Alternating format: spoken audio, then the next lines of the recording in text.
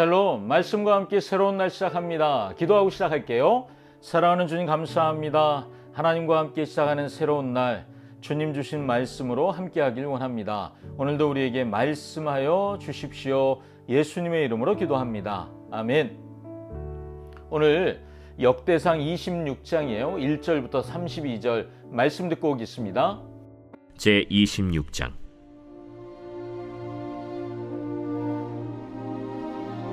고라 사람들의 문지기 반들은 이러하니라. 아삽의 가문 중 고레의 아들 무셀레미아라. 무셀레미아의 아들들인 맏아들 스가랴와 둘째 여디아엘과 셋째 스바디아와 넷째 야드니엘과 다섯째 엘람과 여섯째 여호하난과 일곱째 엘여호에네이며 오벳에돔의 아들들은 맏아들 스마야와 둘째 여호사밧과 셋째 요아와 넷째 사갈과 다섯째 느다넬과 여섯째 암미엘과 일곱째 이사갈과 여덟째 브울레데이니 이는 하나님이 오벳에돔에게 복을 주셨습니다. 그의 아들 스마야도 두 아들을 낳았으니 그들이 조상의 가문을 다스리는 자요 큰 용사라. 스마야의 아들들은 오드니와 르바엘과 오벳과 엘사밧이며 엘사밧의 형제 엘리후와 스마기야는 능력이 있는 자이니 이는 다 오벳에돔의 자손이라. 그들과 그의 아들들과 그의 형제들은 다 능력이 있어 그 직무를 잘하는 자이니 오벳에돔에게서 난 자가 62명이며 또 무셀레미아의 아들과 형제 18명은 능력이 있는 자라. 무라리 자손 중 호사에게도 아들들이 있으니 그의 장자는 시므리라. 시므리는 본래 맏아들이 아니나 그의 아버지가 장자로 삼았고 둘째는 힐기야요 셋째는 드발리야요 넷째는 스가랴이니 호사의 아들들과 형제들이 13명이더라. 이상은 다 문지기의 반장으로서 그 형제처럼 직임을 얻어 여호와의 성전에서 섬기는 자들이라. 각 문을 지키기 위하여 그의 조상의 가문을 따라 대소를 막론하고 다 제비 뽑혔으니 셀레미아는 동쪽을 뽑았고 그의 아들 스가랴는 명철한 모사라. 모사를 위하여 제비 뽑으니 북쪽을 뽑았고 오벳에돔은 남쪽을 뽑았고 그의 아들들은 곳간에 뽑혔으며 숫빔과 호사는 서쪽을 뽑아 큰 길로 통한 살레겐 문 곁에 있어 서로 대하여 파수하였으니 동쪽 문에 레위 사람이 6이요 북쪽 문에 매일 4사람이요 남쪽 문에 매일 4사람이요 곳간에는 2씩이며 서쪽 뜰에 있는 큰 길에 4사람 그리고 뜰에 2사람이라. 고라와 무라리 자손의 문지기의 직책은 이러하였더라. 레위 사람 중에 아히야는 하나님의 전 곳간과 성물 곳간을 맡았으며 라단의 자손은 곧 라단에게 속한 게르손 사람의 자손이니 게르손 사람 라단에게 속한 가문의 우두머리는 여히엘리라. 여히엘리의 아들들은 스담과 그의 아우 요엘이니 여호와의 성전 곳간을 맡았고 아므람 자손과 이스할 자손과 헤브론 자손과 우시엘 자손 중에 모세의 아들 게르솜의 자손 스부엘은 곳간을 맡았고 그의 형제 곧 엘리에셀에게서 난 자는 그의 아들 르하비아와 그의 아들 여사야와 그의 아들 요람과 그의 아들 시그리와 그의 아들 슬로못이라. 이 슬로못과 그의 형제는 성물의 모든 곳간을 맡았으니 곧 다윗 왕과 가문의 우두머리와 천부장과 백부장과 군대의 모든 지휘관이 구별하여 드린 성물이라. 그들이 싸울 때 노력하여 얻은 물건 중에서 구별하여 드려 여호와의 성전을 개수한 일과 선견자 사무엘과 기스의 아들 사울과 넬의 아들 아브넬과 스루야의 아들 요압이 무엇이든지 구별하여 드린 성물은 다 슬로못과 그의 형제의 지휘를 받았더라. 이스할 자손 중에 그나냐와 그의 아들들은 성전 밖에서 이스라엘의 일을 다스리는 관원과 재판관이 되었고 헤브론 자손 중에 하사랴와 그의 동족 용사 1700명은 요단 서쪽에서 이스라엘을 주관하여 여호와의 모든 일과 왕을 섬기는 직임을 맡았으며 헤브론 자손 중에서는 여리야가 그의 족부와 종족대로 헤브론 자손의 우두머리가 되었더라. 다윗이 왕 위에 있은 지 40년에 길르앗 야셀에서 그들 중에 구하여 큰 용사를 얻었으니 그의 형제 중 2700명이 다 용사요 가문의 우두머리라.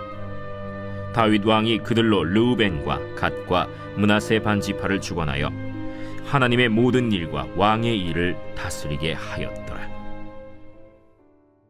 아멘. 오늘 본문을 크게 넷으로도 나눌 수 있고 셋으로도 나눌 수 있을 것 같아요. 1절부터 11절까지는 고라의 후손들, 오벳 에돔의 후손들, 무라리 자손, 그리고 호사 가문의 사람들이 성전의 문지기를 맡았다. 이런 이야기고요.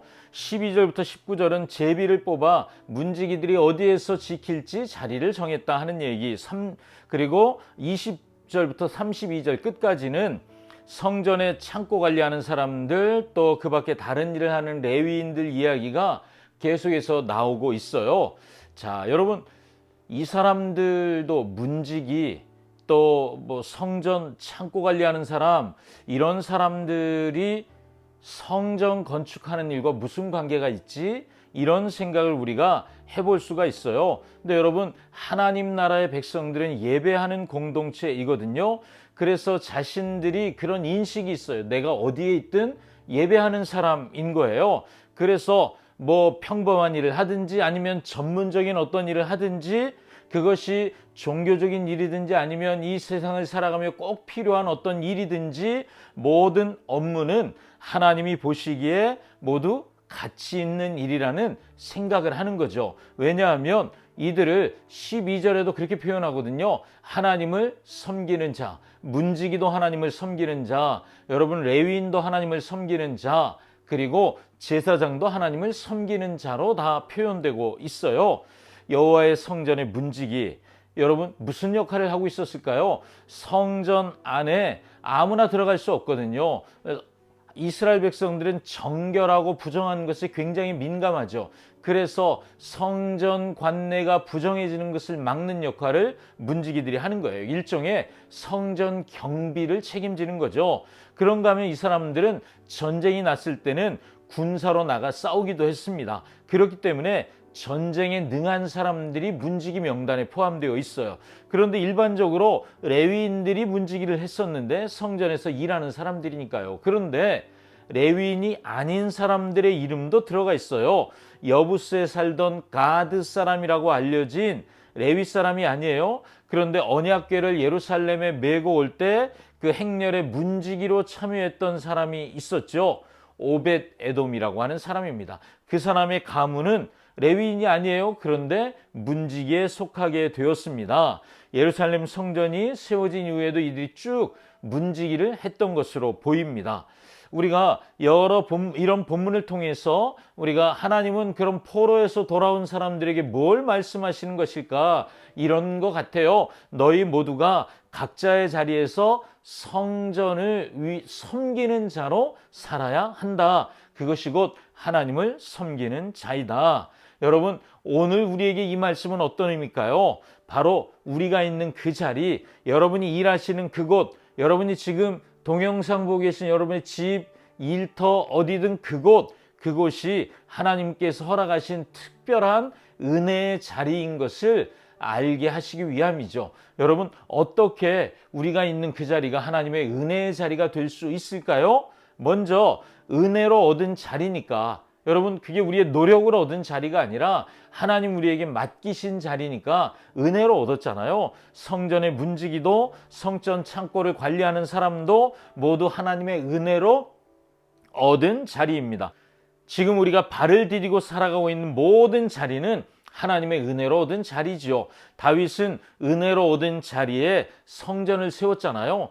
은혜로 얻은 자리를 나는 어떤 마음으로 대하고 있는가? 이게 묵상의 포인트가 되겠죠. 또 하나는 왜 우리가 어떻게 얻은 자리입니까? 어떤 마음으로 대해야 됩니까? 하나님의 임재를 누리는 복의 자리이기 때문에 그 자리가 은혜의 자리인 거예요. 성전의 문지기도 성전의 창고를 관리하는 사람도 모두 그곳에서 하나님의 임재를 누리는 거예요. 여러분, 우리가 지금 있는 그곳, 여러분이 일하는 곳, 여러분이 사람을 만나는 곳, 여러분이 많은 시간을 보내는 그곳에서 하나님의 임재를 누린다면 거기가 복의 자리가 되는 거죠.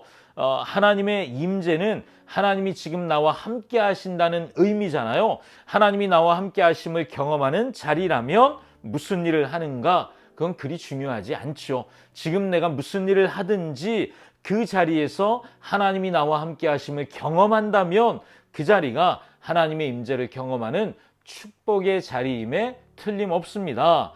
또 신앙의 중심을 지키는 복의 자리가 되기 때문에 거기가 은혜의 자리입니다. 성전의 문지기도 성전 창고를 관리하는 사람도 모두 신앙의 하나님을 신뢰하는 그 믿음으로 그 일을 감당하는 것이죠. 지금 우리에게 주어진 이 자리도 신앙으로, 믿음으로 그 자리를 지켜나가는 것입니다. 하나님의 관계 안에서, 그러니까 믿음으로, 신앙으로 살아간다는 게 무슨 의미예요? 하나님과의 관계 안에 산다는 얘기잖아요. 우리가 일할 때 뭐에 초점을 둬야 돼요? 하나님과의 관계에 초점을 두며 일해야 한다는 거죠. 여러분, 관계와 상관없이 일하는 건 복이 될 수가 없습니다. 진정한 복은 하나님과의 관계 안에서 나오는 거예요. 그렇기 때문에 성전 창고를 관리해도 하나님과 함께함을 누릴 수 있다면 그곳이 복 있는 자리가 되는 거죠. 내가 무엇을 하는지 그보다 더 중요한 것이 그곳에서 하나님과 함께함을 내가 누리고 있느냐라고 하는 거죠. 만일 그렇다면 나는 지금 하나님이 보내신 가장 귀한 곳에서 하나님을 섬기는 사람, 내가 그 사람 된 것입니다. 아멘. 오늘 여러분이 계신 그곳이 복된 자리, 하나님이 함께하는 자리인 줄 믿습니다. 기도하겠습니다. 하나님, 오늘도 우리에게 말씀하신 주님을 찬양합니다. 우리에게 말씀하신 이 말씀처럼 하나님, 우리가 있는 그곳이 은혜의 자리입니다.